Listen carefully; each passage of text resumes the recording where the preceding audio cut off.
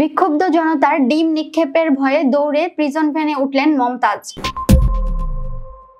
হত্যা মামলার আসামি মানিকগঞ্জ ২ আসনের সাবেক সাংসদ ও ফ্যাসিস্ট আওয়ামী লীগের সিংগাইর উপজেলার সভাপতি গায়িকা মমতাজ বেগমকে গত ১২ মে সোমবার রাত ১:১৫টার দিকে রাজধানীর ধানমন্ডির এক বাসা থেকে গ্রেফতার করে ঢাকা মহানগর গোয়েন্দা পুলিশ ডিবি। গ্রেফতারের পর তাকে তোলা হয় ঢাকা মেট্রোপলিটন ম্যাজিস্ট্রেট আদালতে।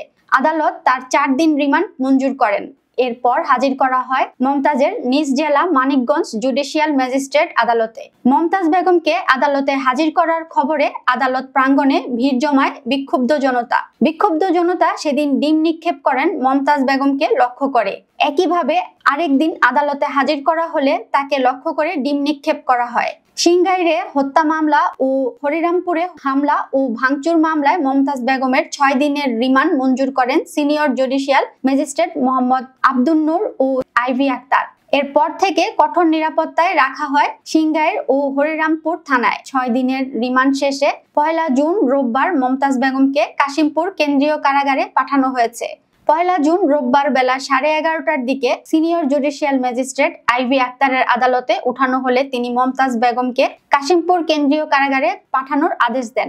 মমতাজ বেগমকে বহন করা প্রিজন ভ্যানটি ছিল কঠোর নিরাপত্তায়। এত নিরাপত্তা সত্ত্বেও ডিমের ভয় কাটে না মমতাজ বেগমের মন থেকে। মমতাজ বেগম বিক্ষুব্ধ জনতার ডিম নিক্ষেপের ভয়ে দৌড়ে প্রিজন ভ্যানে উঠে বসেন, যার ভিডিও এখন নেট দুনিয়ায় ভাইরাল। জানা যায় ২০১৩ সালের তৎকালীন গণজাগরণ মঞ্চ থেকে মহানবী হযরত মুহাম্মদ সাল্লাল্লাহু আলাইহি সাল্লামকে কটূক্তি করা হয়। এর প্রতিবাদে সারা দেশে হরতাল ডাক দেয় হেফাজতে ইসলাম সহ ইসলামী সংগঠনগুলো। সে বছরের ২৪ ফেব্রুয়ারি সেই হরতালের সমর্থনে মিছিল বের করেন মানিকগঞ্জের সিংগাইর উপজেলার বিএনপি অধ্যুষিত এলাকা। শতভাগ মুসলমানের গ্রাম গোবিন্দলের ইসলাম প্রিয় জনতা সেই মিছিলে তৎকালীন পুলিশ ও আওয়ামী লীগের সন্ত্রাসীরা হামলা চালায়। ওই হামলায় পুলিশ ও আওয়ামী সন্ত্রাসীদের গুলিতে শহীদ হয় গোবিন্দল গ্রামের ৪ জন, শতাধিক আহত হয়, অনেক পঙ্গুত্ব জীবনযাপন করছে। সে সময় আওয়ামী লীগের বাধায় মামলা তো দূরের কথা, উল্টো গোবিন্দল গ্রামের মানুষের বিরুদ্ধে মামলা দেওয়া হয়। দীর্ঘ ১ যুগ ধরে মামলা ঘানি টেনে যাচ্ছেন গোবিন্দল গ্রামের মানুষ।